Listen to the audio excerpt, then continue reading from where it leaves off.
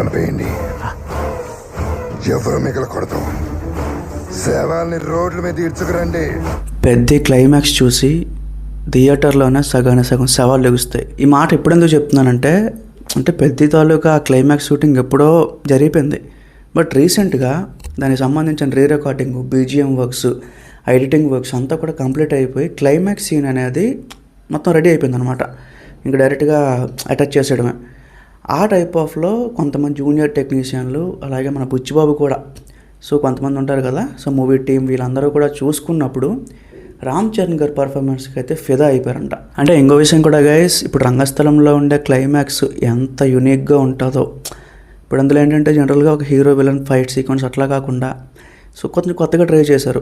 జగపతి బాబు, రామ్ చరణ్ గారు అంతే ఇద్దరు కూర్చొని మాట్లాడుకునేటట్టు, అక్కడితో సాల్వ్ అయిపోయినట్టు యూనిక్గా ట్రై చేయడం జరిగింది అక్కడ. సేమ్ అదే తరహాలో పెద్దలో కూడా క్లైమాక్స్ పాయింట్ ఏదైతే ఉందో చాలా యూనిక్గా ట్రై చేశారంట. సో మనం రెగ్యులర్గా చూసే సినిమాల్లో ఏదైతే క్లైమాక్స్ హీరో విలన్ కొట్టుకోవడాలు అవి అలాంటివేం కాదు, చాలా యూనిక్ పాయింట్ పెట్టారంట.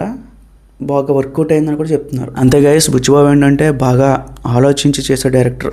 నీ అన్న శవాన్ని కట్టెల మీద కాదు, వీళ్ళ శవాల మీద తగలబెడతా. ఉప్పినా కూడా ఏంటి, ఇప్పుడు క్లైమాక్స్ పాయింట్ కరెక్ట్గా మనం అబ్జర్వ్ చేస్తే జస్ట్ ఆ కాయ కట్ చేస్తారు అంతే.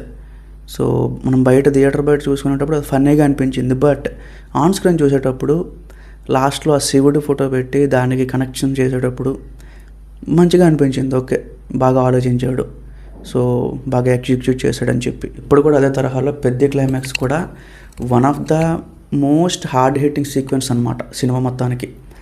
రామ్ చరణ్ గారికి ఇంకొక నేషనల్ అవార్డు కూడా వచ్చే అవకాశం ఉంది అని చెప్పి చాలా గట్టిగా చెప్తున్నారు. సో రీసెంట్గా మేకింగ్ వీడియో కూడా వచ్చింది, దాని మీద వీడియో చేయలేదు నేను, బట్ మీరు చూసే ఉంటారు. ఒక డైలాగ్ అయితే చెప్పాడు, దోల తీర్చి దూపమేస్తామని చెప్పి. సో ఆ పదం ఏదైతే ఉందో ఎస్పెషల్లీ శ్రీకాకుళం, విజయనగరంలో ఎక్కువగా వాడతారు. అది ఏదైనా వార్నింగ్ ఇచ్చే టైపు. సో మంచిగా పదాలు ఏదైతే తీసుకొని సినిమాలో పెట్టాడు అనిపిస్తుంది. సో గట్టిగానే ప్లాన్ చేస్తున్నాడు గైస్. చరణ్ అన్న కూడా తన తాలూకా 100% ఇచ్చేస్తున్నాడు దానికి సినిమాకి. ఇప్పుడు రంగస్థలం అనే సినిమా ఎంత పెద్ద హిట్ అయ్యిందో, ఎలాంటి ఇండస్ట్రీ హిట్ కొట్టిందో, దానికి మించి కూడా ఉండే అవకాశాలు ఉన్నాయి అని నాకైతే అనిపిస్తుంది అనమాట. చూద్దాం గైస్. సాంగ్ ఇవన్నీ కూడా ఇప్పుడిప్పుడు ఎక్స్పెక్ట్ చేయొద్దు. మేబీ మార్చ్ 2nd వీక్లో అట్లా ఉండొచ్చేమో, కానీ అంత వేగంగా సాంగ్ అయితే రిలీజ్ చేయరు. బుచ్చిబాబు బర్త్డేకి రావాల్సింది, మరి రాలేదు. సో లెట్స్ సీ, చూద్దాం ఇంకెప్పుడు రిలీజ్ అవుతుందో ఏంటో అది కూడా మాట్లాడుకుందాం. Stay tune.